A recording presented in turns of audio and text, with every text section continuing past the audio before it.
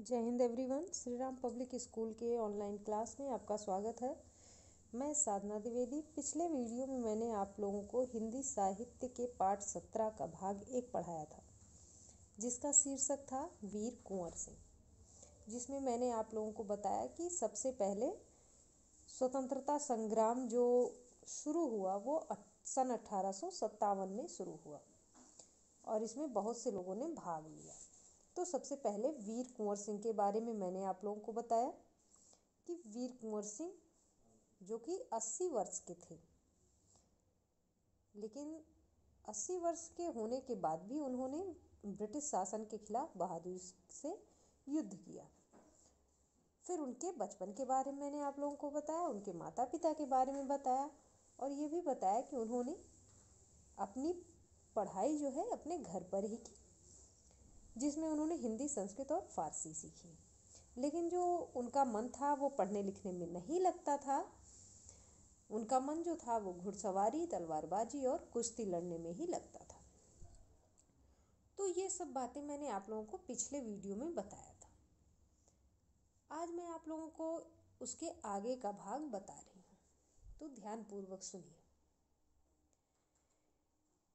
इससे ब्रिटिश सत्ता के विरुद्ध देशव्यापी संघर्ष की स्थिति बन गई थी। मतलब पिछले वीडियो में मैंने आप लोगों को बताया कि भारतीयों को जो था वो अपने देश में महत्वपूर्ण और ऊंची नौकरियां नहीं दी जाती थी। केवल अंग्रेजी जो अंग्रेज थे वो ही बड़े पद पर नियुक्त होते थे और ऊंची नौकरियों को करते थे। इससे क्या हुआ कि ब्रिटिश सत्ता के विरुद्ध देश में संघर्ष की स्थिति बन गई। ऐसी स्थिति में कुंवर सिंह ने ब्रिटिश हुकूमत से लोहा लेने का संकल्प लिया। जब कुंवर सिंह ने देखा कि हमारे देश में ऐसी स्थिति व्याप्त हो गई है, तो उन्होंने संकल्प किया कि मैं ब्रिटिश हुकूमत के खिलाफ युद्ध करूंगा। जगदीशपुर के जंगलों में बसुरिया बाबा नाम के एक सिद्ध संत रहते थे। जगदीशपुर जो कि वीर कुंवर सिंह के गांव के पास था, तो वहां पर जंगल में बसुरिया बाबा नाम के एक प्रसिद्ध संत रहते थे। तो जगदीशपुर जो कि उनका गांव था, किसका? वीर कुंवर सिंह का। तो उनके गांव में जंगलों में एक बहुत बड़े संत रहते थे जिनका नाम था बसुरिया बाबा। उन्होंने ही कुंवर सिंह में देशभक्ति एवं स्वाधीनता की भावना उत्पन्न की थी। उन्होंने बनारस, मथुरा, कानपुर, लखनऊ आदि स्थानों पर जाकर विद्रोह की सक्रिय योजनाएं बनाई।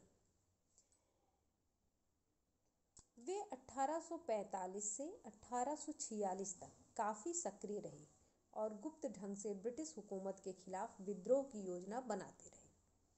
ये किसके बारे में बताया जा रहा है?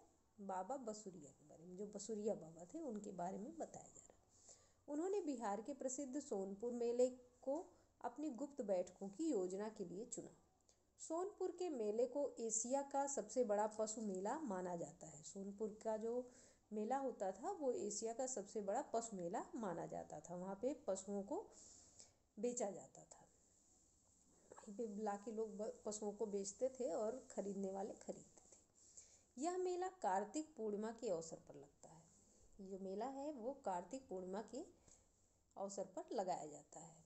यह हाथियों के क्रय विक्रय के लिए भी विख्यात है। मतलब यहाँ पे जो है, यहाँ पे बड़ी बड़ी हाथियाँ बेची जाती थी और खरीदी जाती थी। इसी ऐतिहासिक मेले में उन दिनों स्वाधीनता के लिए लोग एकत्र होकर क्रांति के बारे में योजना बनाते थे। ये जो मेला लगता था उस समय इसी मेले में लोग जाकर के स्वाधीनता यानी आज़ादी के लिए एकत्र होते थे और वहाँ पर जाके क्रांति के बारे में योजना बनाते रहते थे। 25 जुलाई 1857 को दानापुर की सैनिक टुकड़ी ने विद्रोह कर दिया। 25 जुलाई सन 1857 को दानापुर की जो सैनिक टुकड़ी थी उसने विद्रोह कर दिया और सैनिक सोन नदी पार कर आरा की ओर चल पड़े।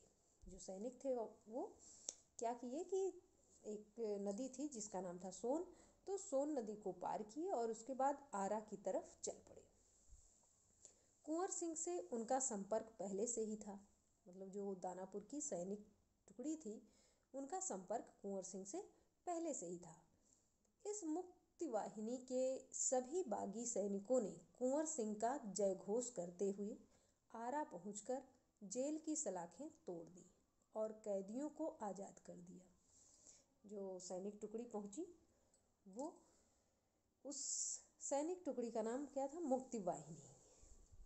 तो उसके सभी जो सैनिक थे वो कुंवर सिंह के नाम का जयघोष कर रहे थे और जयघोष करते हुए आरा पहुंचते हैं और वहाँ की जो जेल थी उसकी सलाखें तोड़ करके जो वहाँ पे कैदी थे उनको वहाँ से आज़ाद कर दिया। 27 जुलाई 1857 को कुंवर सिंह ने आरा पर विजय प्राप्त की। मतलब 27 जुलाई 1857 को जो कुंवर सिंह थे उन्होंने आरा पर अपना विजय प्राप्त कर लिया। सिपाहियों ने उन्हें फौजी सलामी दी। जो सिपाही थे उनके वो उन्हें फौजी सलामी देते हैं। यद्यपि कुंवर सिंह बूढ़े हो चले थे, मैंने आप लोगों को बताया कि कुंवर सिंह 80 वर्ष के थे, तो वे बूढ़े हो गए थे, परंतु वह बूढ़ा सूरवीर इस अवस्था में भी युद्ध के लिए तत्पर हो गया। मतलब इतने अवस्था होने के बाद भी वे युद्ध करने के लिए तैयार थे और आरा क्रांति का महत्वपूर्ण केंद्र बन गया। और जो आरा था वो क्रांतिकारियों के लिए एक महत्वपूर्ण केंद्र बन गया। दानापुर और आरा की इस लड़ाई की ज्वाला बिहार में सर्वत्र व्याप्त हो गई थी। जो दानापुर था और आरा, इन दोनों की जो लड़ाई हुई थी उसकी जो ज्वाला थी, उसकी आग जो है वो पूरे बिहार में सभी जगह फैल गई थी। लेकिन देसी सैनिकों में अनुशासन की कमी, लेकिन जो देसी सैनिक थे उनमें अनुशासन की कमी थी। स्थानीय जमींदारों का अंग्रेजों के साथ सहयोग करना एवं आधुनिकतम शस्त्रों की कमी के कारण जगदीशपुर का पतन रोका ना जा सका। मतलब जो वहाँ के देसी सैनिक थे उनमें अनुशासन की कमी हो गई थी, वे अनुशासनहीन थे। और जो वहाँ के स्थानीय जमींदार थे वे अंग्रेजों का सहयोग करते थे। फिर एक कारण ये भी था कि आधुनिक जो शस्त्र थे वे भी बहुत कम थे, इसलिए जगदीशपुर का पतन हो गया, उसे नहीं रोका जा सका। 13 अगस्त को जगदीशपुर में कुंवर सिंह की सेना अंग्रेजों से परास्त हो गई। 13 अगस्त को जगदीशपुर में जब कुंवर सिंह की सेना जो थी वो अंग्रेजों से लड़ रही थी तो उस समय वो अंग्रेजों से हार गई। किंतु इससे वीरवर कुंवर सिंह का आत्मबल टूटा नहीं और वे भावी संग्राम की योजना बनाने में तत्पर हो गए। हार भले ही गए वीर कुंवर सिंह, लेकिन उनका जो आत्मबल था, उनका जो विश्वास था वो टूटा नहीं, वो डगमगाया नहीं। वे डटे रहे और भावी संग्राम की योजना बनाने के लिए हमेशा तैयार रहे। वे क्रांति के अन्य संचालक नेताओं से मिलकर इस आज़ादी की लड़ाई को आगे बढ़ाना चाहते थे। वे जितने भी क्रांतिकारी नेता थे उनसे मिलते थे और उस आज़ादी की लड़ाई को आगे बढ़ाना चाहते थे। कुंवर सिंह सासाराम से मिर्ज़ापुर होते हुए रीवा, कालपी, कानपुर एवं लखनऊ तक गए। लखनऊ में शांति नहीं थी, इसलिए बाबू कुंवर सिंह ने आजमगढ़ की ओर प्रस्थान किया। लखनऊ जो था वहाँ पर शांति नहीं थी, वहाँ पर युद्ध छिड़े हुए थे, इसलिए जो बाबू कुंवर सिंह थे वे आजमगढ़ की ओर चले गए। उन्होंने आज़ादी की इस आग को बराबर जलाए रखा। उनकी वीरता की कीर्ति पूरे उत्तर भारत में फैल गई। मतलब वे आज़ादी के लिए सदैव तत्पर रहे, सदैव उसके लिए कुछ न कुछ करते रहे। कभी युद्ध करते रहे, कभी उसके लिए कुछ बनाते रहे योजना, तो उसकी आग को वो बुझने नहीं दिए। जो आज़ादी की आग थी सबके मन में, वो भड़काए रहे। और इस वजह से उनकी वीरता की जो कीर्ति थी, यानी वो उनकी वीरता जो थी वो पूरे भारत में फैल गई, उत्तर भारत में फैल गई। वो प्रसिद्ध हो गए अपनी वीरता के लिए। कुंवर सिंह की इस विजय यात्रा से अंग्रेजों के होश उड़ गए। कुंवर सिंह का जो इस तरीके से विजयी होना था, उससे अंग्रेज जो थे वो बहुत मतलब चौंक गए कि ये कैसे हो गया। कई स्थानों के सैनिक एवं राजा कुंवर सिंह की अधीनता में लड़े। कई स्थानों के जो सैनिक थे वो राजा कुंवर सिंह की अधीनता में लड़े, मतलब उन्हीं के शासन में लड़ते रहे, उनके देख रेख में लड़ते रहे। उनकी यह आज़ादी की यात्रा आगे बढ़ती रही। उनकी जो आज़ादी की यात्रा थी वो सदैव आगे बढ़ती गई। लोग शामिल होते गए और उनकी अगुवाई में लड़ते रहे। इस प्रकार ग्वालियर जबलपुर के सैनिकों ने सहयोग से सफल सैन्य रणनीति का प्रदर्शन करते हुए वे लखनऊ पहुँचे। मतलब इस प्रकार से वो ग्वालियर गए, ग्वालियर लड़े, फिर जबलपुर में गए, फिर वहाँ के सैनिकों से सहयोग मिला, फिर इस तरीके से वो रणनीति बनाते गए और फिर प्रदर्शन करते हुए, इस तरीके से लड़ते हुए वे एक दिन लखनऊ पहुँचते हैं। आजमगढ़ की ओर जाने का उनका उद्देश्य था इलाहाबाद एवं बनारस पर आक्रमण कर शत्रुओं को पराजित करना और अंततः जगदीशपुर पर अधिकार करना। आजमगढ़ की ओर वो इसलिए गए थे ताकि वो इलाहाबाद और बनारस पर आक्रमण करके शत्रुओं को पराजित कर सके और अंत में अपने जगदीशपुर पर अधिकार कर सके। जगदीशपुर जो कि उनका जन्म स्थान था। अंग्रेजों और कुंवर सिंह की सेना के बीच घमासान युद्ध हुआ। अंग्रेजों के बीच और कुंवर सिंह, दोनों लोगों के बीच में बहुत भयंकर युद्ध हुआ। उन्होंने 22 मार्च 1858 को आजमगढ़ पर कब्जा कर लिया। मतलब इतना युद्ध करने के बाद उनका जो कब्जा था वो आजमगढ़ पर हो गया। अंग्रेजों ने दोबारा आजमगढ़ पर आक्रमण किया। अंग्रेज जो थे वो दोबारा आक्रमण करते हैं आजमगढ़ पे। कुंवर सिंह ने एक बार फिर आजमगढ़ में अंग्रेजों को हराया। कुंवर सिंह क्या करते हैं, फिर से अंग्रेजों को हराते हैं। पर हराया। इस प्रकार अंग्रेजी सेना को परास्त कर वीर कुंवर सिंह 23 अप्रैल 1858 को अधीनता की विजय पताका फहराते हुए जगदीशपुर पहुंच गए। इस प्रकार से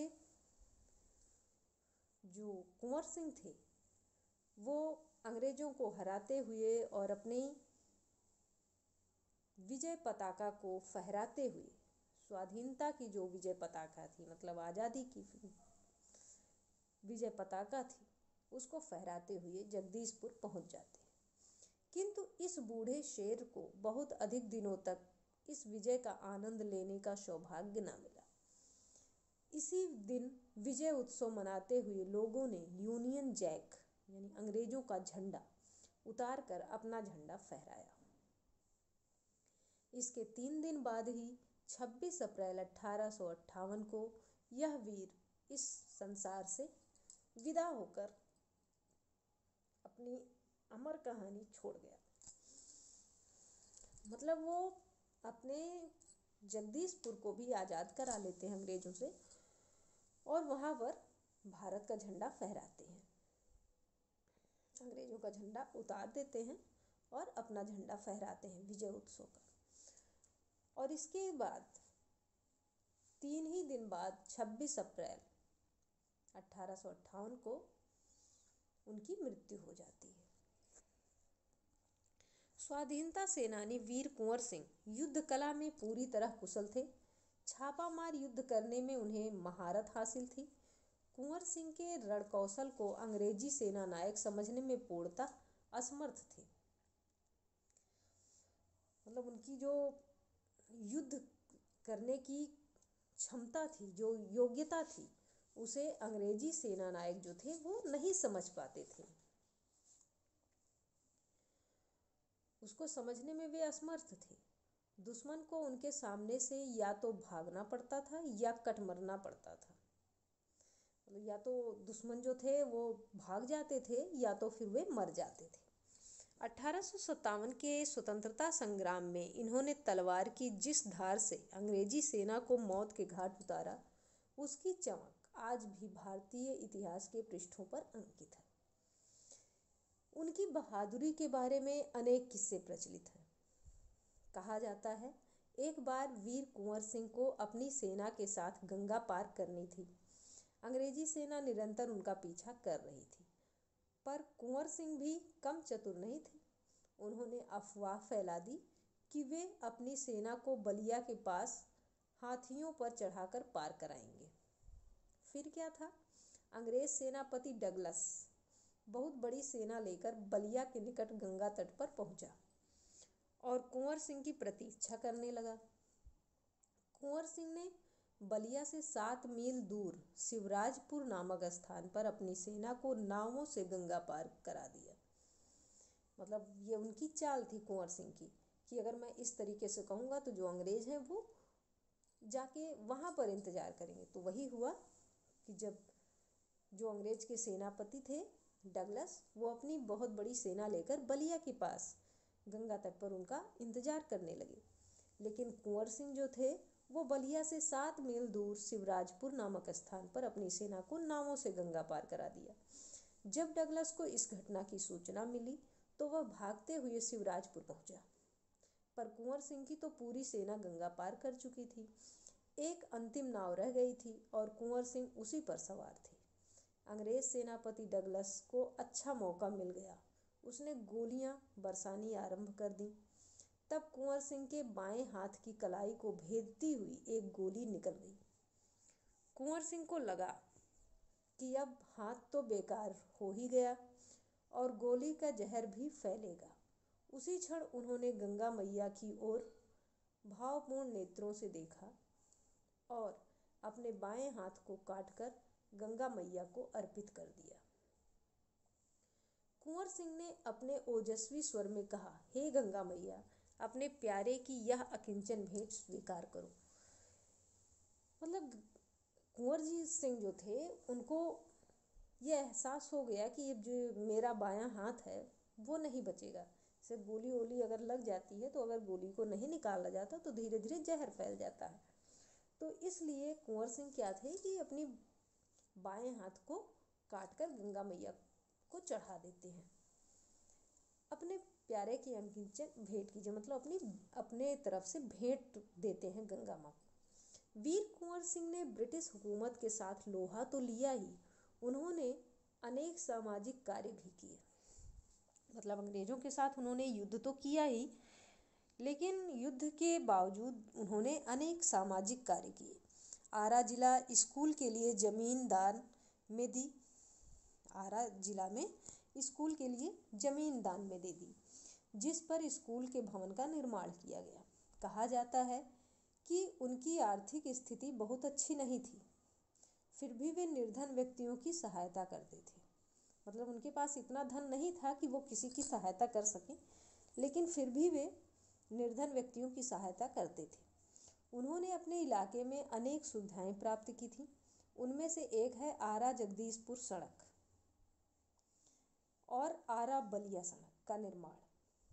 मतलब एक तो उन्होंने स्कूल बनवाया था, स्कूल के लिए ज़मीन दान दी थी, और दूसरा उन्होंने ये सुविधा प्रदान की कि आरा से जगदीशपुर की सड़क और फिर आरा बलिया सड़क का निर्माण करवाया।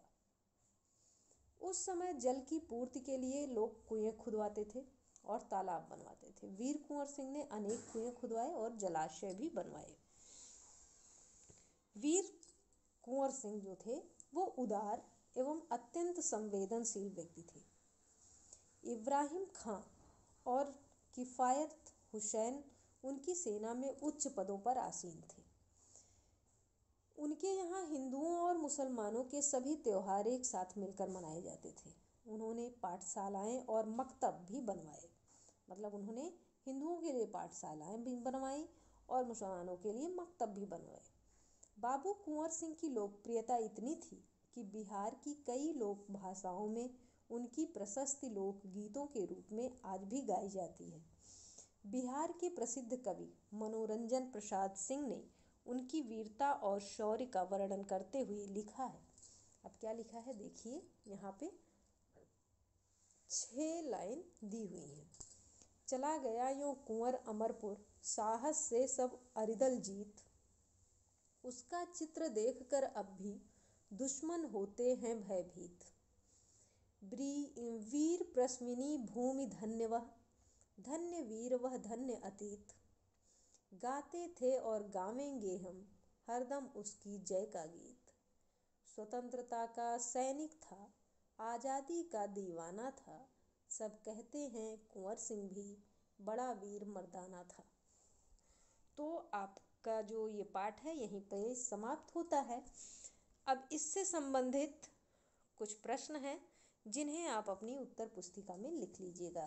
पहला प्रश्न है, वीर कुंवर सिंह के व्यक्तित्व की कौन कौन सी विशेषताओं ने आपको प्रभावित किया। दूसरा प्रश्न है, कुंवर सिंह को बचपन में किन कामों में मजा आता था, क्या उन्हें उन कामों से स्वतंत्रता सेनानी बनने में कुछ मदद मिली।